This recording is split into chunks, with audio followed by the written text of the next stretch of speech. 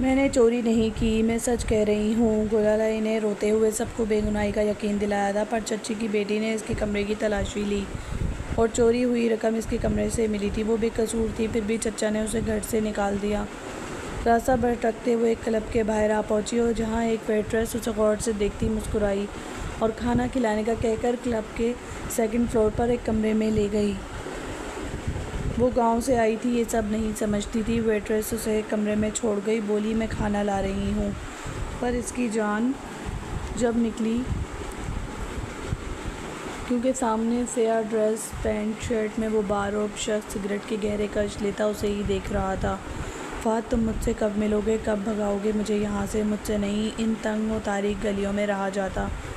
मुझे जल्द यहाँ से निकाल लो, मैं तुम्हारे साथ भागना चाहती हूँ यहाँ से, और मुझे कुछ अच्छा नहीं लगता। नायला फ़ाहद नामी लड़के से फ़ोन पर कॉल बात करते हुए बोली थी, जो इनके गांव का ही लड़का था, जिसने उसे ये लारा लगाया हुआ था कि तुम अपने घर का जेवर लेकर तैयार रखना, मैं तुम्हें अगले एक हफ्ते में भगा कर ले जाऊंगा। वो इसकी मोहब्बत में डूबी हुई थी, यहाँ तक कि उसे ये भी एहसास ना रहा था कि अगर वो यहाँ से भाग गई थी तो क्या होगा। इसके वालिदैन पर सारे थू थू करेंगे, मगर उसे परवाह ही कहाँ थी। उसे मतलब था तो सिर्फ़ और सिर्फ अपनी ऐशो इशरत से। इसलिए वो अपनी माँ का सारा जेवर चुरा कर एक बैग में डालकर रख गई थी और इसने एक दिन भाग जाना था। इसकी तैयारी पूरी थी, बैग वो पैक कर चुकी थी। अब भी वो फ़ाहद से बात कर रही थी जब उसे बाहर खटके की आवाज़ आई थी। इसे फ़ौरन चील जैसी निगाहों से बाहर की तरफ देखा था, जहाँ कोई साया फ़ौरन से पीछे हटता नज़र आया था। इसकी सिक्स सेंस से वार्न करने लगी थी, इसलिए वो कॉल काटती फ़ौरन तेज़ी से बाहर की तरफ लपकी थी ताकि देख सके कि इसकी बातें किसने सुनी है, उसे किससे ख़तरा है। मगर जैसे ही वो बाहर गई तो उसे देखा कि इसकी कज़न, इसके ताया की बेटी जो यतीम थी, इन्हीं के घर में रहती थी, वो वहाँ से चुपके चुपके जा रही थी। इसने फ़ौरन उसे जा लिया था और कमरे में जाकर धमकाने लगी थी, सुनो, अगर तुमने ये बात किसी को भी बताई तो मैं तुम्हारे हलक से तुम्हारी जान खींच लूँगी, समझी तुम? इसने अपनी कज़न को डराते धमकाते कहा था, जो खौफ से काँपने लगी थी। नहीं, मैं किसी को कुछ नहीं बताऊँगी, मेरा यकीन करो, मगर तुम गलत कर रही हो। तुमको ऐसा नहीं करना चाहिए। तुम अपने माँ बाप को धोखा कैसे दे सकती हो? वो तो तुम पर इतना एतबार करते हैं, तुम्हारे नाज नखरे उठाते हैं। तुम्हें यहाँ क्या कमी है जो तुम किसी और के साथ भागना चाहती हो? वो भी वो लड़का जिसकी इस गांव में ही कोई अहमियत नहीं है, उसे हर कोई बुरा कहता है। तुम्हें इसके साथ भागना चाहती हो जो पता नहीं कितनी लड़कियों के साथ मशहूर है। क्या गारंटी है कि वो तुम्हारा साथ भी देगा? वो तुम्हें छोड़ देगा? इसकी बात पर रख कर इसने गुलालाई के मुंह पर थप्पड़ मारा था। तुम होती कौन हो मुझे ये सब समझाने वाली? हमारा नमक खाकर हराम कर रही हो। होती कौन हो तुम मुझे ये समझाने वाली कि मुझे क्या करना चाहिए क्या नहीं? मैं तुम्हारी तरह यतीम दूसरों के आसरे पर नहीं पल रही, इसलिए मुझे ये समझाना तो बिल्कुल भी मत कि मुझे क्या करना चाहिए क्या नहीं। मैं जो चाहे मर्ज़ी करूं, जहां चाहे मर्ज़ी जाऊं, जिस मर्ज़ी के साथ ज़िंदगी गुजारूं, इससे तुम्हारा कोई ताल्लुक़ नहीं है। वो इसके बाल दबोचते हुए बोली थी, जिस पर गुलालाई की आंखों में आंसू आ गए थे। छोड़ो मुझे, क्या कर रही हो? तुमसे बड़ी हूँ मैं। वो इसको घरकते हुए खुद को छुड़वाने की कोशिश करते हुए बोली थी, जब अगले ही पल नायला इसके मुंह ऊपर रखकर थप्पड़ मार गई थी, जिससे इसका गाल सुर्ख हो चुका था और आंखें और ज़ोरों शोर से बहने लगी थी। ज़िल्लत का एहसास इस कदर ज़्यादा था कि इसकी कज़न छोटी होते हुए इस पर रोब जमा रही थी। ना सिर्फ ये कि बल्कि इसको मारती भी थी और जब चाहे मर्जी मुंह उठाकर इसकी बेइज्जती कर देती थी। यतीम लोगों का भी कोई वली वारिस नहीं होता, इनसे जैसे मर्जी हर कोई सलूक कर लेता है, मगर वो ये नहीं देखते कि इस यतीम के दिल पर क्या गुजर रही है या आगे जाकर इसने अल्लाह को क्या हिसाब देना है। ऐसा ही नायला के साथ हुआ था। इसकी आंखों पर मोहब्बत की पट्टी बंधी थी। उसे नहीं पता था कि वो अंधी होकर क्या करती जा रही है। दफ़ा हो जाओ मेरी नज़रों के सामने से। अगर तुम्हें मैंने अपनी माँ के पास जाते देखा या इनको बताते देखा तो याद रखना, तुम्हारे लिए ज़िंदगी तंग कर दूँगी मैं, समझी? तुम निकल जाओ यहाँ से। वो इसको धक्का देते हुए बोली थी कि वो बाहर लड़खड़ा कर गिरी थी और किस्मत की इस सितम ज़रीफ़ी पर आंसू बहाने लगी थी। इसने दिल से बद्दुआ की थी, दिल से दुआ की थी कि अल्लाह कोई ना कोई रास्ता निकाल दे इसका यहाँ से जाने का, क्योंकि अगर वो यहाँ रहती तो वो ज़िंदा ना रह पाती। चाचा का बस ये एहसान था कि इसने उसे पढ़ा लिखा दिया था। कॉलेज भी वो गई थी, मगर ना ही वो इसकी ख्वाहिशात बाकी की पूरी कर पाता था, ना ही उसे अच्छे कपड़े लाकर दे पाता था। जैसे वो अपनी बेटी के लिए करता था, वैसे वो अपनी भांजी को प्यार नहीं दे पाया था। इसके भाई ने जो दौलत अपनी बेटी के लिए छोड़ी थी, इस पर इसकी बीवी और बेटी ऐश कर रही थी। गुलालाई अपने स्टोर रूमा कमरे में आकर बंद हो गई थी और सिसक के रोने लगी थी। या अल्लाह, में सब मेरे साथ ही क्यों होता है? मुझे हमेशा क्यों अधूरी खुशियाँ मिलती हैं? मुझे माफ़ कर दे अगर मैं तुझसे हर वक्त शिकवे शिकायत करती रहती हूँ, मगर क्या करूँ, मेरा दिल दर्द से भरा हुआ है, मुझे कहीं चैन नहीं आता। प्लीज़ मेरी मदद कर, मुझ में और जुल्म सहने की हिम्मत नहीं है। ये कहते हुए वो अपने घुटनों में सर दिए कब सो गई थी, उसे पता ही ना चला था। जब सुबह इसकी आँख खुली तो इसकी चाची की चिंगाड़ती आवाज़ ने इसको खौफ से बुरी तरह कपकपा कर रख दिया था, क्योंकि आज उसे उठने में देर हो गई थी, इसलिए इसे नाश्ता भी नहीं बनाया था। मर गई अब तो चाची मेरी जान ले लेंगी, मुझे छोड़ेंगी नहीं। वो घबराती हुई फ़ौरन मुँह धोकर बाहर भाग गई थी। कहाँ मर गई थी? क्या तुम्हें पता नहीं कि तुम्हारे चाचा को तुम्हारे हाथ का ही नाश्ता पसंद है? फिर कहाँ मर जाती हो?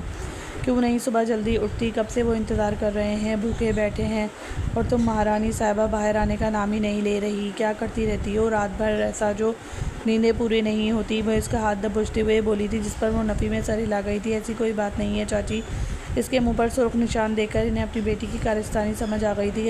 यकीनन इनकी बेटी ने ही कुछ किया है इसके साथ, जो रात भर पड़ी रही है।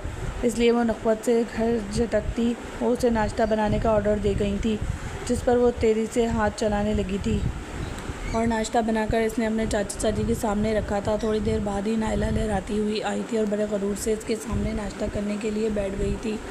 आंखों में वार्निंग देता रहता था कि किसी को भी कुछ बताने की ज़रूरत नहीं थी, तो अपनी शामत खुद बुलाएगी। वो जो रात भर कश्मकश में थी कि इनको बताए या ना इसकी घूरियाँ देखकर फिर से डर गई थी, मगर वो क्या करती? वो अपने चाचा चाची के साथ इतना गलत होता कैसे देख सकती थी? चाहे जितने मर्जी जुल्म किए हों इन लोगों ने इस पर, मगर इज़्ज़त तो सबकी साझी होती है ना। वो नहीं चाहती थी कि नायला यहाँ से भागकर अपने माँ बाप को ज़िल्लत का एहसास करवाए, जिस पर पूरा गांव इस पर थू थू करेगा। वो चाहती थी अपने चाचा को, इसलिए इनके साथ इतना बदतर सलूक होते नहीं देख सकती थी। इसलिए इसने सोचा था कि आज रात वो अपने चाचा चाची को बता ही देगी, मगर वो ये नहीं जानती थी कि नायला पहले ही इसके इरादों से आगाह हो चुकी है और नहीं चाहती कि इसके माँ बाप को कुछ भी इल्म हो। ये लड़की मेरा बना बनाया खेल बिगाड़ देगी, ज़रूर मुझे बदनाम करना चाहती है और ये मेरे रास्ते में रोड़े अटकाएगी ताकि मैं फ़हद के साथ भागकर शादी ना कर सकूं। जलती है ये मेरे से, चाहती ही नहीं कि मैं भी अमीर हो जाऊंगी, अपनी मोहब्बत के साथ ज़िंदगी गुजार सकूं। अब तू देख मैं तेरे साथ क्या करती हूँ। वो अपने मुंह पर हाथ फेरती हुई खुद से ही बड़बड़ाई थी और आपने इसने मंसूबा कर लिया था और शोर मचा दिया था। माँ ने आपने जो मुझे हार देना था वो तो यहाँ है ही नहीं। मैं पहन के देखने वाली थी मगर ये तो खाली है। कहाँ रख दिया आपने? क्या कहीं और रखा है? वो अपनी माँ के सर पर पहुँचती हुई चीखते हुए बोली थी, जिस पर वो हैरान रह गई थी। ऐसा कैसे हो सकता है? वहीं तो पड़ा था, सारे ज़ेवरात तेरे वहीं रखे हैं, बनवा के कहाँ जा सकते हैं? पर तो नहीं लग सकते, वो जो यहाँ से उड़ जाएंगे। इसके अब्बा भी परेशान हो उठे थे। जाओ देखो जाकर कहाँ हैं, अगर नहीं मिला तो फिर ढूंढते हैं मिलकर।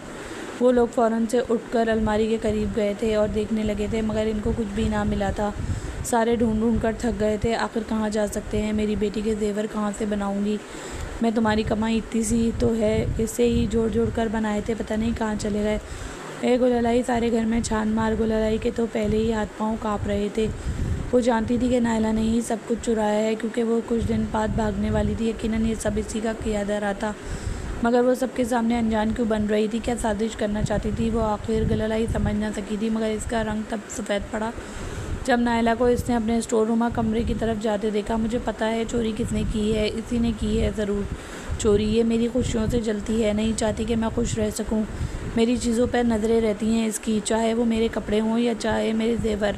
अम्मा देख लेना सही कि कमरे से निकलेंगे चीज़ें, वो चिंगाड़ते हुए बोली थी। ये तो क्या कह रही है? तुझे इस बात का यकीन है? वो फ़ौरन हैरानी से बोली थी, जिस पर वो इस बात में सर हिला गई थी। चाचा चाची और अपनी बेटी के पीछे गए थे, जब गुलालाई भी कांपती टांगों समेत वहाँ आई थी। नायला एक एक करके इसकी चीज़ दरहम बरहम करने लगी थी। कभी इसके कपड़े बिखेरती तो कभी एक चारपाई से उठाकर तकिए भी नीचे बिखेरती जा रही थी। इसकी सारी चीज़ें इसे छान मारी थी और आखिरकार वहाँ जो पुरानी अलमारी बनी थी, इसके सबसे नीचे खाने में वो तमाम जेवरात मिल गए थे जो इसकी चाची ने अपनी बेटी के लिए बनवाए थे। ये देखकर इसकी चाची चील की तरह इस पर झपटी थी और इसको मार मार कर अधमुआ कर दिया था। बता क्यों किया ऐसा? तूने मेरी बेटी के जेवर चोरी करने की कोशिश भी कैसे की? वो इसके बाल खींचते हुए बोली, चाची मैंने चोरी नहीं की, मेरे यकीन करें। वो सिसक रही थी मगर इसकी चाची उसे लातों घूंसों और पता नहीं किस किस चीज़ से मार रही थी। यहाँ तक कि इसका अंचर पंचर हिल चुका था मगर इसके लबों पर एक ही फरियाद थी, मैंने चोरी नहीं की, मैं सच कह रही हूँ। गुलालाई ने रोते हुए सबको बेगुनाही का यकीन दिलाया था, पर इसकी बात का यकीन करता ही कौन। अच्छा तो ये बात है, अब तो तू इस घर में नहीं रहेगी, निकल यहाँ से। इसकी चाची इसको खींचते हुए बाहर सहन में ले गई थी और चढ़ा पटका था। जब वो रोते हुए नबी में सर हिलाने लगी थी, मैं खुदा की कसम खा के कहती हूँ मैंने ऐसा कुछ नहीं किया। क्या आप लोग मेरी बात पे यकीन क्यों नहीं कर रहे? सब कुछ नायला का किया धरा है। मैंने कल रात इसकी बातें सुन ली थी, ये किसी लड़के के साथ भाग जाने वाली है। सारे ज़ेवरात और पैसे इसने बैग में इकट्ठे किए थे, मैंने नहीं। जब उसे पता चला कि मैंने बातें सुन ली हैं तो आज इसने इल्ज़ाम मुझ पर लगा दिया।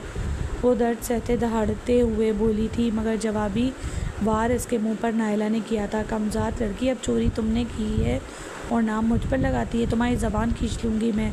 निकल जाओ यहाँ से, मेरे घर से।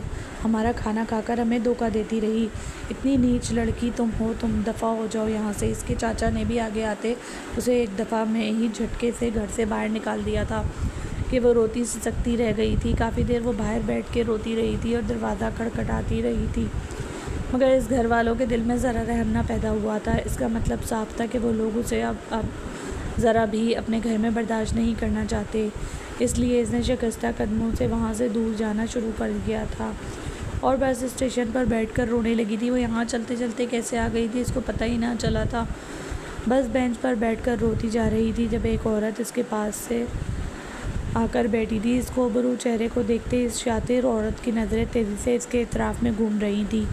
क्या हुआ है बेटा, क्या तुम अकेली हो? वो मेहरबान बनते हुए बोली थी, जिस पर वो रोते हुए इस बात पे सर हिला गई थी। क्या हुआ है तुम्हारे साथ? वो इसके सर पर प्यार देते हुए मसनूई लहजे में बोली थी। वो मुझे मेरे चाची ने घर से निकाल दिया है, मेरा कोई भी नहीं है, कहाँ जाऊँगी मैं? वो रोते हुए बोली थी, जिस पर इस औरत की आंखें चमक उठी थी। क्या मेरे साथ चलोगी? मैं तुम्हें रहने की जगह दूँगी, चलो मेरे साथ। वो बस में बैठते बोली थी। जब वो भी कराची में बस में इसके साथ ही बैठ गई थी मगर वो आंखों में हैरत लिए इसको बोली थी कि मेरे पास टिकट के पैसे नहीं हैं। वो इसको बताते हुए यूँ बोली, जिस पर वो हंसी थी। टिकट क्या चीज़ है? मैं तो तुम्हें बहुत सी चीज़ें लेकर दूँगी जो तुम्हारी तमन्ना होगी। वो इसकी थोड़ी को छूते हुए बोली थी। वो ज़ेरक निगाह रखने वाली औरत ये लम्हों में जान गई थी कि वो एक ऐसा हीरा था जिसे आज तक कोई हासिल ना कर पाया था और यही इसकी कामयाबी की कुंजी बनने वाली थी। वो औरत इसको लेकर कराची पहुंच चुकी थी। एक रात तो वो वहाँ ही इसके घर में रही थी मगर अगली सुबह इसके घर का खाना खाते उसे शर्मिंदगी हो रही थी। मैं यहाँ ऐसे ही नहीं रह सकती, आप मुझे कोई काम बता सकती हैं? क्या मैं कोई काम कर सकती हूँ इससे? मैं आपका किराया भी अदा कर दिया करूँगी। वो इसकी तरफ देखते हुए बोली थी, जिस पर वो आंखें घुमा कर रह गई थी। ऐसी कोई बात नहीं है, आज रात तुम चलना मेरे साथ, मैं तुम्हें एक जगह वेट्रेस की जॉब दिलवा दूँगी। वो इस पर एहसान करने वाले अंदाज में बोली, मगर मैंने ऐसी जॉब पहले कभी नहीं की, कोई टीचिंग वगैरह नहीं है? इसकी बात पर वो औरत उसे घूरने लगी थी। क्या तुम्हारे पास कोई डिग्री वगैरह है? लाई हो ना, तुम्हारे पास कोई डिग्री है ना डॉक्यूमेंट्स, तो फिर तुम्हें किसी एक्सपीरियंस के बगैर जॉब कैसे मिल जाएगी, बताओ मुझे। वो औरत अपनी थोड़ी के नीचे हाथ टिकाते हुए इसको ऊपर से नीचे देखते हुए तंज करते हुए बोली, जिस पर लब दबाकर उसे देखने लगी थी। ज़बान जैसे कुछ भी कहने से इनकारी हुई थी। सही तो कह रही थी वो, इसको इसके चाचा चाची ने देख के क्या ही भेजा था, सिर्फ घर से निकाल ही तो दिया था। आखिर ऐसे में वो वापस तो नहीं जा सकती थी, सिर्फ इस औरत की बात माननी ही पड़ी थी। रात को एक नाइट क्लब के बाहर आते इस औरत ने इससे अंदर जाने का इशारा किया था। अंदर जाओ और काउंटर पे एक रीना नामी लड़की होगी, उसे बताना तुम्हें शाज़मा ने भेजा है, आगे वो तुम्हें नौकरी दे देगी और बता देगी कि क्या काम करना है, जाओ अच्छे बच्चों की तरह अंदर। वो उसे अंदर धकेलती बोली थी, जिस पर वो ना चाहते हुए भी अपने ऊपर जो दुपट्टा लिया हुआ था इसको कसकर मुट्ठी में भेज के अंदर दाखिल हुई थी। मगर अंदर दाखिल होते उसको ऐसा लगा जैसे वो किसी और ही दुनिया में आ गई थी। रात का माहौल था मगर अंदर तो जैसे रात अभी जवान हुई थी। हर तरफ डिस्को लाइट्स की रोशनी थी और लड़कियां नीम और यहाँ सी लड़कों की बाहों में झूम रही थी। कोई ड्रिंक कर रहा था तो कोई अफेयर चला रहा था। वो यहाँ से भाग जाना चाहती थी मगर दरवाजे पर बॉडीगार्ड्स खड़े थे जिन्होंने दरवाज़ा बंद कर दिया था। वो मरते क्या ना करते वह मुश्किल लड़कों के दरमियान से जगह बनाते हुए काउंटर तक पहुँची थी। मुश्किल ही क्योंकि लड़के उसे बड़ी गलीज़ निगाहों से देख रहे थे। इस बात का उसे अच्छे से अंदाज़ा हो गया था। फिर इस औरत ने उसे किस जगह भेज दिया था। इसने काउंटर पर मौजूद लड़की को इशारा करते अपने पास बुलाया, जिसे इसने अजीब से निगाहों से देखा था। बोलो, क्या कहना है और कौन हो तुम? वो बोली, मुझे शाज़मा ने भेजा है। उन्होंने कहा था आप मुझे काम देंगी। वो मिनमिनाते हुए बोली थी, हाथ खौफ से काँप रहे थे। जिसे देखकर वो सामने मौजूद लड़की मायने ख़ैसा मुस्कुरा दी थी। क्यों नहीं, हमारे पास बहुत काम है। तुम जैसी लड़कियों के लिए आ जाओ अंदर। वो उसे एक बैक साइड से ले जाते हुए बोली थी। तुम्हें देखकर तो लग रहा है कि तुमने कोई खाना वाना भी नहीं खाया। फ़िक्र मत करो, तुम्हें जॉब भी मिल जाएगी। इससे पहले तुम खाना खाओगी, मैं तुम्हें कमरे में लेकर जा रही हूँ। वहाँ बैठना, मैं तुम्हारे लिए खाना लेकर आती हूँ। वो इसको सेकंड फ्लोर पर लेकर आती हुई एक कमरे में जाने का बोली थी। जब वो फ़ौरन नफ़ी में सर हिलाने लगी थी। आप भी मेरे साथ आएँ ना, मैं अकेले कैसे जाऊँगी अंदर? वो खौफ से अकलाते हुए बोली, फ़िक्र मत करो, अंदर कोई नहीं है। तुम जाओ, मैं खाना लेकर आ ही रही हूँ, बस 2 मिनट में। वो ये कहती वो इसको अंदर जाने का इशारा कर गई थी, जिस पर वो ना चाहते हुए भी दरवाज़ा खोलते अंदर बढ़ी थी। डिम लाइट थी, इस वजह से उसे कुछ सही नज़र नहीं आया था, मगर वो अंदर आ गई थी। लेकिन जैसे ही वो अंदर आई थी, दरवाज़ा लॉक हुआ था। इसने फ़ौरन हड़बड़ाकर पलटते हुए दरवाजे को खोलना चाहा था, मगर दरवाज़ा तो खुल ही नहीं रहा था। वो ज़ोर ज़ोर से दरवाज़ा खोलने की कोशिश कर रही थी, मगर सब कुछ बेकार था। कुछ ही देर बाद इसकी नाक से सिगरेट की स्मेल टकराई थी। इसके गर्दन के बाल तक खड़े हो चुके थे। ये महसूस करते कि इसके अलावा भी इस कमरे में कोई और है। वो खौफ से लरज़ने लगी थी। आहिस्ता आहिस्ता इसने पलट कर देखा तो उसे कोने में एक शख्स बैठा नज़र आया था। इसकी जान निकलने लगी, क्योंकि सामने से ड्रेस पैंट शर्ट में वो बारूद शख्स सिगरेट के गहरे कश लेता उसे ही देख रहा था। उसे देखते इसने अपनी रफ्तार और तेज़ कर दी थी, मगर दरवाज़ा नहीं खुला था। ऐसे में वो शख्स जब अपनी जगह से खड़ा हुआ था, वो चली पड़ी थी। मेरे करीब मत आना, मैं ऐसी वैसी लड़की नहीं हूँ। वो इसको देखते हुए दरवाजे के अंदर ही घुसने की कोशिश करते हुए वो बोली थी। इस पर सामने मौजूद शख्स के उनाबी लब मुस्कुरा दिए थे। लड़की, क्या तुम मुझे जताना चाहती हो कि तुम्हें यहाँ आने का मकसद मालूम नहीं, या जानकर भी अनजान बन रही हो कि ऐसी जगह पर कैसी लड़कियाँ आती हैं? वो उसे ऊपर से नीचे तक गहरी नज़रों से देखता हुआ बोला था कि इसकी गिरफ्त अपने दुपट्टे पर सख्त हुई थी। वो अपनी जिस्म को अच्छी तरह अपने दुपट्टे से छुपाने की कोशिश करने लगी थी, जिस पर यह मंज़र सामने मौजूद शख्स ने नहायत दिलचस्पी से देखा था, जैसे उसे ये सब करने में मज़ा आ रहा हो। वो इसके सामने कोई डरी सहमी से हिरन महसूस हो रही थी, जिसका शिकार वो शेर करने वाला था। नहीं, मैं यहाँ जॉब के लिए आई थी। मेरे पास कोई जॉब नहीं थी, तो उन्होंने मुझे कहा कि वो मुझे यहाँ जॉब देंगी, और इससे पहले खाना खाने के लिए वो मुझे यहाँ छोड़ गई। कसम से मैं यहाँ जानबूझकर नहीं आई। मैं वापस जाना चाहती हूँ, प्लीज़ दरवाज़ा खोल दें। वो दरवाजे के हैंडल को थामकर बुरी तरह झंझोड़ते हुए इससे इल्तिजा करते हुए बोली थी, जिस पर वो गर्दन तिरछी किए इसकी तरफ बढ़ने लगा था। वो पहली लड़की थी जो उसे हुक्म दे रही थी, न ये जाने बगैर कि वो एक बेताज बादशाह था। तुमने खुद मेरी कछार में कदम रखा है, और अब तुम मुझसे उम्मीद कर रही हो कि शेर अपने शिकार को जाने दे? ऐसा कैसे मुमकिन है कि एक शिकार शेर के सामने हो और इसको किए बगैर शेर उसे जाने दे? वो इसके चेहरे पर उंगली से लकीर खींचते हुए बोला था, जिस पर वो इसका हाथ थप्पड़ लगाकर झटक गई थी। आप मुझे हाथ लगाने की कोशिश मत करिएगा, वरना मैं कुछ कर गुजरूंगी। वो साइड पर पड़ी शीशे की बोतल को तोड़ते हुए इसकी जानिब करती हुई बोली थी। अगर इसने इसको कुछ भी करने की कोशिश की तो वो उसे नुकसान पहुंचा देगी। इसकी ये अदा सामने मौजूद शख्स के दिल को भा गई थी। पहली दफ़ा कोई ऐसी लड़की देखी थी जो इसकी जान देने की धमकी दे रही थी, मगर वो मासूम ये नहीं जानती थी कि सामने एक अंडरवर्ल्ड का बेताज बादशाह खड़ा है जो आज तक किसी से नहीं डरा। वो इस बद्दी से क्या डरता? ओह, ऐसी बात है, चलो आजमा कर देख लो, मारो मुझे। वो इसके करीब आते हुए बोला था, जब वो एक कदम पीछे लेने लगी थी। अरे तुम तो डर कर पीछे होती जा रही हो, अब क्या हुआ? सारी हवाएं निकल गई तुम्हारी, मारो ना मुझे।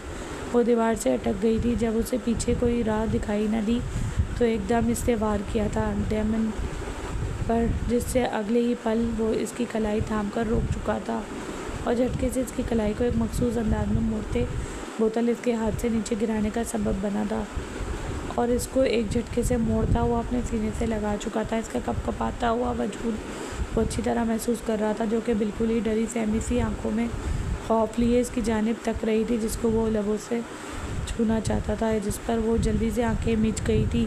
प्लीज़ नहीं, प्लीज़ मुझे हाथ मत लगाइएगा, मेरे साथ ऐसा मत करिएगा, मैं आपके हाथ जोड़ती हूँ। वो चीख रही थी, चिल्ला रही थी, जिस पर जाने क्यों डेमन के दिल को कुछ हुआ था। अगले ही पल वो उसको छोड़ गया था झटके से और दोबारा जाकर सोफे पे बैठ गया था और टांग पर टांग रख के इसकी जानिब देखने लगा था। ठीक है, नहीं कहता कुछ मैं तुम्हें, लेकिन तुम अपने आने का मकसद साफ साफ बता दो, क्योंकि यहाँ सिर्फ वही लड़कियाँ आती हैं जो दूसरों की रातें रंगीन करने आती हैं या इन्हें अपनी तरफ लुभाने के लिए आती हैं। और तुम कह रही हो कि तुम यहाँ किसी मकसद से नहीं आई। मैं ठीक कह रहा हूँ ना? इसकी बात पर वो ज़ोरों शोर से इस बात में सर हिलाने लगी थी। आंखों से आंसू के मोती टूट टूट कर चेहरे पर बिखरते जा रहे थे। डेमन ये मंजर देखकर मस्मराइज हुआ था। इससे नकली आंसू तो काफ़ी देखे थे, मगर यूँ असली आंसू खौफ के बायस निकलते इसने किसी लड़की के पहली बार देखे थे, जो उसे बुरी तरह अपनी जानिब अट्रैक्ट कर रहे थे। तुम्हें जॉब चाहिए, यही कहा है ना तुमने? वो इसकी जानिब देखते हुए बोली थी, जिस पर वो ज़ोरों शोर से इस बात में सर हिला गई थी। ठीक है, मैं तुम्हें जॉब देने के लिए तैयार हूँ, जो तुम्हारी इज्जत को दांव पर नहीं लगाएगी, मगर तुम्हें साफ साफ मुझे शुरू से लेकर अब तक यहाँ आने की कहानी बतानी होगी। अगर तुमने अंदर ज़रा सी भी झूठ की मिलावट की तो याद रखना तुम यहाँ से सलामत नहीं जा पाओगी। इसके लहजे में ऐसी तनबिया थी कि वो अपने हाथों को बुरी तरह मसलने लगी थी। डर लग रहा था इस शख्स से। पहली बार इसने किसी आदमी की ऐसी अंदर तक गहरी उतरती हुई नज़रें देखी थी, जिससे इसको खौफ महसूस हो रहा था, मगर अपनी जान बचाने के लिए इसे पर सारा सच बता दिया था कि कैसे वो घर से निकाली गई थी, कैसे उसे एक औरत मिली, वो अपने घर ले गई और आज उसे यहाँ क्लब में छोड़ गई थी। इस पर शुरू से जुल्म होते आ रहे थे। ये जानकर इसके दिल में चुभन सी हुई थी। वो इस लड़की को देखकर रह गया था। क्या वो वाकई इतनी पागल और मासूम थी या बन रही थी? क्या इसको ये ज़रा सी भी समझ नहीं आई कि वो औरत उसे यहाँ भेज गई थी और वो इत्मीनान से यहाँ खाना खाने चली आई थी। डेमन का दिल किया इस लड़की का दिमाग ठिकाने लगा दे, जिसको अभी तक मालूम नहीं हुआ था कि वो बिक चुकी है। वो अपने सर को 2 उंगलियों से मसलते हुए इसकी जानिब देखकर रह गया था और सिगार का एक कश भरा था और टांग पर टांग रखते बाजू पीछे सोफे पर टिकाते हुए इसकी तरफ देखते हुए बोला था, लड़की तुम वाकई इतनी मासूम हो या बन रही हो? क्या तुम्हें वाकई नहीं मालूम कि वो औरत तुम्हारे साथ क्या खेल खेल गई है? वो इसकी जानिब देखता हुआ तनवीर से भरी नज़रों से बोला था, जिस पर वो नफ़ी में सर हिला गई थी। क्या कह रहे हैं आप? कौन सी औरत? वो आंखें फाड़े उसे देखकर कहने लगी थी, वही औरत जो तुम्हें तुम्हारे गांव से यहाँ तक लेकर आई है। वो औरत तुम्हें यहाँ इस क्लब में भेज गई है, तुम्हें अभी तक मालूम नहीं हुआ? इसकी बात पर सामने मौजूद गुलालाई की आंखें पटी की पटी रह गई थी। ये क्या कह रहा था वो शख्स? वो औरत तो इसकी मोहसिन थी, उसे जॉब दिलाने का वादा किया था और घर में भी जगह दी थी, तो फिर इसने इसको यहाँ भेज दिया था। ये सुनकर वो बुरी तरह रोने लगी थी। ये आप क्या कह रहे हैं? अब मैं कहाँ जाऊँगी? मैं यहाँ नहीं रह सकती, मैं किसी की रखेल नहीं बन सकती, मैं ऐसी नहीं हूँ, प्लीज़ मुझे बचा लीजिए, आप जो कहेंगे मैं करने के लिए तैयार हूँ, प्लीज़ मुझे इस गंदी जगह से निकाल कर ले जाइएगा। वो इसके सामने नीचे बैठती हुई हाथ जोड़ते हुए बोली थी, जिस पर जाने क्यों इस संगदिल डेमन के को जैसे आज तक किसी पर रहम ना आया था। हर किसी को वो जूते की नोक पर रखता था या बंदूक की नोक पर। आज उसे एक ऐसी लड़की जो अनजान थी, कभी इससे मिली भी नहीं थी, इस पर रहम आ रहा था। रहम लफ्ज़ डेमन की डिक्शनरी में ना था, मगर सामने मौजूद लड़की बार बार उसे अपनी जानिब मुतवज्जा कर रही थी और सबसे बड़ी बात तो ये थी कि वो अपनी मासूमियत से उसे अपनी जानिब माइल कर रही थी, ना कि अपने हुस्न को हथियार बनाकर। अच्छा, तो तुम कुछ भी करने के लिए तैयार हो मेरे लिए? कुछ भी मतलब कुछ भी? वो हैरत ज़दा सा उसे देखकर बोला था। अभी वो लड़की कह रही थी कि उसे अपनी इज्जत बचानी थी और दूसरी तरफ वो उसको कह रही थी कि वो जो कहेगा वो करने के लिए तैयार है। इसकी बात समझते वो फ़ौरन नफ़ी में सर मारने लगी थी। नहीं, मेरा मतलब वो नहीं है, अपनी इज्जत के अलावा आप जो काम मुझे कहेंगे मैं वो करने के लिए तैयार हूँ। वो इसकी तरफ देखते हुए उसे जताते हुए बोली थी, जिस पर वो खिलखिलाकर हंस दिया था और वो 2 पल के लिए सरप्राइज़ हुई थी। शायद ही इसने किसी आदमी को इतनी खूबसूरती से हंसती देखी थी जितनी इस वक्त सामने मौजूद शख्स की लग रही थी। तो फिर बताओ क्या कर सकती हो तुम? वो इसको देखते हुए बोला था, जांचती हुई नज़रों से कि अब वो इस सवाल का जवाब क्या देगी। मैं बर्तन भी धो लेती हूँ, कपड़े भी प्रेस कर लेती हूँ, खाना भी बना लेती हूँ, ऐसे बहुत से काम कर लेती हूँ। मुझे प्लीज़ जॉब दे दीजिए, आप जो कहेंगे मैं करने के लिए तैयार हूँ। वो इसको देखकर रह गया था, वो क्या सोच रहा था और वो क्या बोल रही थी। उसे अपनी सोच पर ही हंसी आई थी, जिस पर वो एकदम उठा था, इसके करीब आने लगा था, जिस पर वो किसी खरगोश की तरह सहमे हुए पीछे दबकने लगी की कोशिश करने लगी थी। ठीक है, मैं तुम्हें अपनी पर्सनल सेक्रेटरी अपॉइंट कर रहा हूँ। तुम्हारा काम मुझे सर्व करना है, तो मेरे लिए खाना बनाओगी और मुझे जो चीज़ चाहिए होगी वो मुझे ला कर दोगी। बोलो मंजूर है? इसके बदले में मैं तुम्हारी इज़्ज़त की हिफाजत करूँगा। वो उसे ऐसे लहजे में बोला था कि वो इसको देख कर रह गई थी। इसके लहजे में कहीं भी झूठ की आमेज़िश मालूम ना होती थी। इसकी बात पर इसने अपना सर कम किया था। ठीक है, मुझे मंजूर है, वो अपने हाथों को मसलते हुए बोली। इस पर डेमन ने इसके हाथों को देखकर इसके हाथों से छुड़ाया था। ये मत करो, मुझे ये पसंद नहीं है। तुम मेरी सेक्रेटरी बनने जा रही हो तो तुम्हें कॉन्फिडेंट बनना पड़ेगा। ये बात पर सर झुकाना और माफ़ी मांगना तुम्हें ज़ेब नहीं देता, क्योंकि तुम अब से डेमन की ख़ास बंदी हो। इसने मुलाजिम लफ्ज़ कहने से ग्रेस किया था, क्योंकि वो उसे मुलाजिम नहीं समझता था, लेकिन इस लड़की को अपने करीब रखना चाहता था, इसलिए इसको यही जॉब फ़िलहाल मुनासिब लगी थी, जिसे लेकर वो इस लब के आलीशान कमरे से बाहर निकला था। सर, आप इसको कहाँ लेकर जा रहे हैं? जैसे ही इसको वो लेकर निकलने लगा, रीना अपने हाथ से सोने की मुर्गी को जाता देखकर फ़ौरन बुखलाते हुए बोली थी, जिस पर वो इसको एक ही नज़र देखकर रह गया था कि वो बुरी तरह खौफ से काँपने लगी थी। अपने काम से काम रखो, जिस काम के लिए तुमने उसे अंदर भेजा था, इसी काम के लिए मैं तुम्हें हर एक कमरे में भेजूँगा, समझ गई तुम?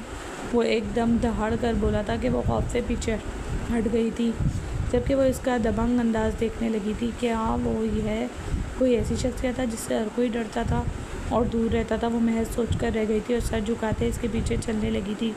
इसका इशारा करने पर जैसे ही वो गाड़ी में बैठा था, वो देखने लगी थी बाहर खड़ी होकर कि वो कहाँ बैठेगी। जब रेमन ने उसे अंदर आने का इशारा किया था कि वो इसके साथ ही बैठे, जिस पर हिचकिचाते हुए वो गाड़ी का दरवाज़ा खोलते इसके साथ ही अंदर बैठ गई थी। कुछ ही देर में वो इसे अपने आलीशान बंगले में ले आया था, जहाँ पहले ही इसके ख़ास मुलाजिम मौजूद थे। जैसे ही वो गाड़ी से उतरे, वो उसे लिए अपने पीछे चलने लगा था।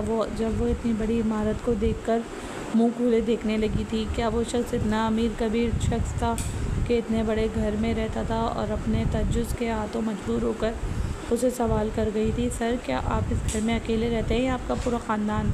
वो आंखें घुमाकर इस घर को देखते हुए पूछने लगी थी, जिस पर वो इसकी कमकली पर महज मुस्कुरा कर रह गया था। ये वो पहली लड़की थी जो बार बार अपनी बातों से इसके मुस्कुराने की वजह बन रही थी। तुम्हें क्या लगता है? वो इसका जवाब जानता था, मगर फिर भी पूछ बैठा था। मुझे तो लगता है सर, आपका पूरा ख़ानदान इस घर में रहता होगा, जितना ये बड़ा घर है। वो इसके साथ अंदर आते हुए बोली थी, जिस पर वो गर्दन पीछे करते इसका जवाब दे गया था, यहाँ मैं अकेला रहता हूँ, बाकी सब मुलाजिम हैं। इसकी बात पर वो मुँह खोले उसे देखने लगी थी। वो तनहा कैसे रह लेता था? क्या आपको डर नहीं लगता सर? वो इसकी तरफ देखते हुए बोली, जिसे वो अजनबी देखने लगा था। मुझे किससे डर लग सकता है लड़की? लोग मुझसे डरते हैं। वो दिलचस्पी से मुस्कुराते हुए बोला, तन्हाई से सर, और किससे? क्योंकि तन्हाई इंसानों से ज़्यादा ख़तरनाक होती है। वो टटक कर रुका था, क्योंकि वो बहुत गहरी बात कह गई थी, जिस वजह से वो साकित थी तो रह गया था, क्योंकि आज पहली बार उसे कोई पढ़ पाया था। जैसे ही वो अंदर दाखिल हुई, रोज़ी और आलियान, जो इसके राइट और लेफ़्ट हैंड थे, फ़ौरन इसकी तरफ आए थे। आज बहुत देर लगा दी डेमन, क्या तुम्हारी डील डन हो गई? रोज़ी ने इसके करीब आते हुए कंधे पर हाथ रख कर पूछा था, जिस पर वो इसका बाजू झटक गया था। फ़िलहाल मैं किसी से भी बात करने के मूड में नहीं हूँ, आकर बताऊँगा। सुबह और ज़्यादा सवाल पूछ के मेरे दिमाग ख़राब करने की ज़रूरत नहीं है, वो इन दोनों को इशारा करते हुए बोला था, जिस पर वो तब कर रह गए थे, मगर इस अनजानी लड़की को आंखों में तज्जुस लिए देखा था। ये कौन है? रोज़ी ऊपर से नीचे तक देखते हुए तंजिया निगाहों से बोली थी, जिस पर वो फ़ौरन डेमन के पीछे छुपी थी, जैसे ये शख्स इससे बचा लेगा। डेमन महज खुशी को अंदर दबा कर रह गया था, क्योंकि इन लोगों के सामने वो मुस्कुरा नहीं सकता था। मुस्कुराना इसकी जान के ख़िलाफ़ था। लोग इसके डर से छुपते थे, और एक ये पागल लड़की थी जो लोगों से छुपने के लिए इसके पीछे छुप रही थी। इसका कोई भी जवाब दिए बगैर वो इसको इशारा कर गया था अपने पीछे आने का, जिस पर वो चुपचाप इसके पीछे चलने लगी थी।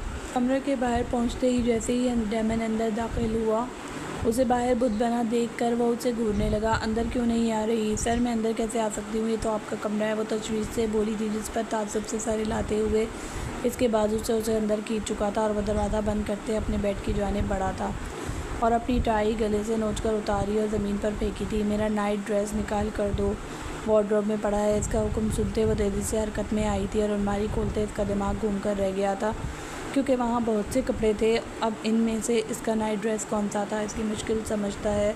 वो इसके पीछे आया था, अपनी गर्दन पर गर्म सांसें पड़ते हुए उसे महसूस कर इसके जिस्म में झुर्री सी आई थी। ये है मेरा नाइट ड्रेस का सेक्शन, ये है मेरे मीटिंग के कपड़े, और ये है जो मैं किसी दावत वगैरह पर पहन कर जाता हूँ। वो इसको एक ही बार में बताते हुए बोला था, जिस पर वो एक टी शर्ट और ट्राउज़र निकाल कर इस पे हाथ में थमा गई थी, जिसे वो लेकर वॉशरूम में बंद हो गया था फ्रेश होने के लिए। जैसे ही वो बाहर निकला तो इसको अपने कमरे को ताज्जुब से देखते हुए पाया था। गालिबन इस लड़की को इसका कमरा पसंद आया था। तुम अभी तक यहीं हो? इससे इसकी तरफ देखते हुए पूछा था। सर, मुझे नहीं पता इस घर में इतने कमरे हैं, अगर मैं गुम जाती तो। वो मासूमियत से आंखें टपटपाते हुए बोली, जिस पर वो सर थाम कर रह गया था। वाकई वो मासूम परी भटकते हुए इसके दिल में आ बसी थी। वो हल्का सा बड़बड़ाया, तुम्हें किसी और कमरे में जाने की ज़रूरत नहीं है, तुम यहाँ ही सोओगी। इसकी बात पर एक बार फिर वो अपना दिल थाम कर रह गई थी। क्या कह रहे हैं आप सर? वो हैरत से चीख पड़ी थी। ज़्यादा ड्रामे करने की ज़रूरत नहीं है। वो सामने काउच दिख रही हो, दुबली पतली सी तो हो तुम, इस पर आराम से सो जाओगी। इधर सो जाओ, वो ऑर्डर देते बोला। मगर मैं कैसे? वो मनमनाते हुए बोली थी, जिस पर वो अगली पल इसकी घूरी देखते चुप हो गई थी और चुपचाप काउच पर जाकर बैठ गई थी। मगर इसको यूँ साकित बैठे देख वो घूर कर रह गया था। क्या है, अब सो क्यों नहीं रही? मुझे भूख लगी है, वो उंगलियां मरोड़ती हुई पेट पर हाथ रखते बोली। मासूमियत की इंतहा है, कहाँ फंस गया मैं, वो दिल में उलझ कर बोला। इस टाइम तो सब मुलाजिम भी सो चुके होंगे, वो परेशानी से बोला था, जिस पर वो एकदम खड़ी हुई थी। आप बस मुझे किचन का बता दीजिए, मैं बना लूँगी खुद ही, वो झट बोली। वाकई तुम बना लोगी? वो सर मारते हुए वो थी, जिस पर वो गहरा सांस लेकर इसके साथ निकला था और रात के 2 बजे उसे लेकर किचन में मौजूद था और सीने पर हाथ बांधे उसे देखने लगा था। कुछ देर की मेहनत और मुशक्क़त के बाद उसे वहाँ कैबिन से पास्ते का पैकेट और सब्जियाँ मिल गई थी। फ्रिज में देखा तो चिकन भी मौजूद थी। इसने फ़ौरन से निकाली और पास्ता बनाने का सोचा। जल्दी से इसके हाथ तेज़ी से चल रहे थे, जबकि डेमन हैरत से इसकी फुर्तियाँ देख रहा था कि वो इतनी जल्दी काम कैसे कर सकती है। चेहरे पर जो इसकी खुशी मालूम हो रही थी, उसे डेमन ज़ेरेक निगाहों से देख रहा था। पहली बार देखा है कि कोई लड़की खाना बनाते हुए इतनी खुश है। हाँ, मुझे खाना बनाने का बहुत शौक़ था और दिल भी करता था पास्ता बनाने का, मगर चाची सिर्फ़ अपनी बेटी को खिला देती थी, मेरे लिए बचता ही नहीं था कभी, इसलिए मैं आज ये बनाने लगी हूँ। वो खुशी से बताते हुए बोली थी, जैसे पहली दफ़ा इसको इसकी मनपसंद चीज़ बनाने को मिल रही हो। डेमन का दिल दुख से भर गया था। जाने किस किस चीज़ को तरसी थी। वो दिल में अहद किया था कि अब इसकी कोई ख्वाहिश अधूरी नहीं रहने देगा। वो हथेली पर थोड़ी टिकाए दिलचस्पी से उसे देखने लगा था। ये मंजर जाने क्यों इसको बहुत अच्छा लग रहा था। ऐसा पहली बार महसूस हुआ था कि वो इस घर में अकेला नहीं था। इस घर में कोई और भी जीता जागता इंसान मौजूद था इसके साथ, जो इसकी ज़िंदगी का हिस्सा था। 25 मिनट में वो पास्ता तैयार कर चुकी थी और अपनी प्लेट में निकाला था। इसकी तरफ देखते डेमन खोसा गया था जब वो इसके सामने आके बैठी थी। आप खाएंगे क्या? वो खुशी से इससे पूछ बैठी थी, जिस पर वो नफ़ी में सर हिला गया। तुम खाओ। मगर जिस मज़े से वो खा रही थी, इसको देखकर अब डेमन के भी मुंह में पानी आने लगा था, इसलिए वो इसको देखते हुए था। मुझे भी डाल कर दो। इसके अचानक मांगने पर वह हैरत ज़दा सी उसे तकने लगी थी, मगर कंधे उचकाते इसके लिए भी डाल लाई थी। मगर ये देखते इसकी हैरत की इंतहा न रही कि अभी इसकी आधी प्लेट भी नहीं हुई थी कि डेमन एक प्लेट चट कर चुका था और 2। इसकी बात पर वह हैरत से अपना चम्मच प्लेट में छोड़ते दोबारा गई और उसे एक और प्लेट भरकर पास्ते की ला कर दी। मगर अगले 5 मिनट में फिर वो प्लेट गुल कर चुका था। क्या मैं अब ये पूरा खा लूँ? वो इसकी तरफ देखते हुए बेचारगी से बोली, जिस पर वो खुशी से इस बात में सर हिला गया था, क्योंकि इसका पेट भर चुका था पहली दफ़ा। इससे कभी एक प्लेट से ज़्यादा खाना खाया था, क्योंकि इसकी भूख मिट जाती थी। वाकई इस लड़की के हाथ में बहुत जायका था। अब रोज़ ऐसा होने लगा था, जहाँ भी डेमन ने जाना होता वो साथ उसे लेकर जाता था। लुच्चे से लोग मशकूक निगाहों से देखते थे, वो एक लड़की हर जगह क्यों लेकर आता है। ये देखकर रोज़ी दिल में जलती थी, क्योंकि वो भी डेमन को पसंद करती थी, मगर डेमन ने कभी इसको इतनी अहमियत दी ही कहाँ थी। जिस पर इसने इस लड़की को फंसाने का सोचा था, क्योंकि वो उसे डेमन से दूर करना चाहती थी। इसने एक मीटिंग में इसको ये कहकर एक कमरे में भेज दिया था कि डेमन वहाँ इसका इंतज़ार कर रहा है, मगर वो कमरा गलत लोगों का था। जैसे ही वो अंदर गई तो वो लोग उसे बुरी निगाहों से देखने लगे थे। वो बाहर भागने लगी तो उसे ज़बरदस्ती खींचकर अंदर ही पटक चुके थे।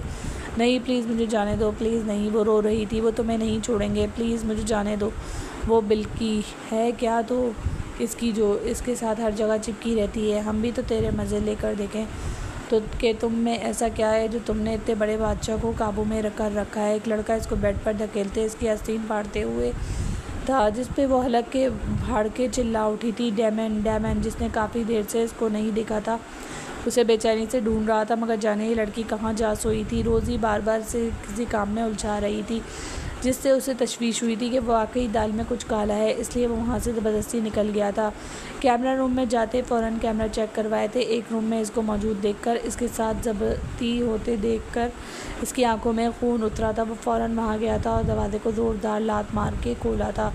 अंदर पहुँचकर इसे कहर भरी निगाहों से नहों को देखा था और अपनी जेब से गन निकालते हुए इन सब पर गोलियों की बरसात कर दी थी। इसने इन लोगों को एक भी सांस और लेने का मौका नहीं दिया था, जिन्होंने इसकी मोहब्बत को गंदा करने की कोशिश की थी। वो फ़ौरन इसके पास पहुंचा था, जो खौफ से बार बार मुझे मत हाथ लगाओ चिल्ला रही थी। इसने गुलालाई को झंझोड़ कर उठाया था। तुम ठीक हो गुलालाई? तुम्हें कुछ नहीं हुआ और ना ही मैं तुम्हें कुछ होने दूंगा, वो उसे अपने सीने में भेजते बोला था, जिस पर इसकी शर्ट थामते वो रो रही थी, बिलक बिलक कर। मेरी तरफ देखो, मेरी आंखों में, वो इसको झंझोड़ कर बोला था, जिस पर इसने रोती हुई आंखों से उसे देखा था। मैं जानता हूँ कि मैं बहुत बुरा, सही अच्छे काम नहीं मेरे, लेकिन वादा करता हूँ तुम्हारे लिए सारे काम छोड़ दूँगा। बोलो, मेरी ज़िंदगी में मेरी हमसफ़र बनना चाहोगी? हमेशा तुम्हारी हिफाजत करूँगा, किसी को तुम्हें छूने भी नहीं दूँगा। हम बहुत दूर चले जाएंगे, जहाँ कोई तुम्हें नुकसान ना पहुँचा पाए। वो प्यार से इसके आंसू साफ़ करते हुए और इसके बाल समेटते बोला था, जिस पर वो इस बात में सर हिला गई थी। इतने अरसे इसके साथ रहते ये तो जान गई थी कि इसकी बुरी नीयत नहीं थी। वो हमेशा इसका एहतराम करता था और फिर उसे क्या चाहिए था? एक अपना मुहाफ़िज़, और वो भी तो इससे मोहब्बत करने लगी थी। इसकी बात बात में केयर था। इसके लिए इतनी चीज़ें लाना और उसे गलत बात पर डांटना, ऐसा सब कौन करता था? इसके लिए कभी भी तो नहीं किया था किसी ने। इसके लिए इतना जितना वो करता था, वो फिर उसे क्यों ना कर अपनाती। वो सर जज्बात में हिलाते हामी भर गई थी।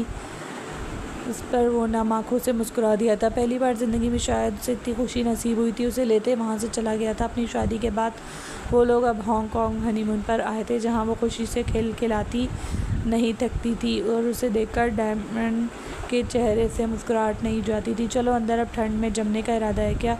वो उसे अपनी भाव में बढ़ता हुआ बोला। हाँ ना तो और क्या, मुझे ठंड बहुत पसंद है, वो अपनी सुर्ख नाक से सूसू करते बोली, जिस पर लब रखे थे इसने। और मुझे तुम, वो इसकी गर्दन में मुंह घुसाते बोला। तो हूँ, खिलखिलाकर हंस दी थी। आप साथ हैं तो मैं हमेशा खुश रहूँगी, वो इसकी गर्दन में बाहें डालती जगमगाती आंखों से बोली थी। और जब तक तुम साथ हो मेरी सांसें चलती रहेंगी, वो इसकी आंखों पर लब रखते बोला था, जिस पर वो सुकून से इसकी कुर्बत महसूस करने लगी थी। दूसरी तरफ नायला घर से भाग गई थी। इसके एक हफ्ते जाने के बाद ही, इसके बाद से ही इसके माँ बाप इसके भागने की वजह से किसी को शर्म से मुंह ना दिखा पाए थे, जबकि इसका बाप बाहर की बातें सुन कर जल्दी अपनी ज़िंदगी से हाथ धो बैठा था।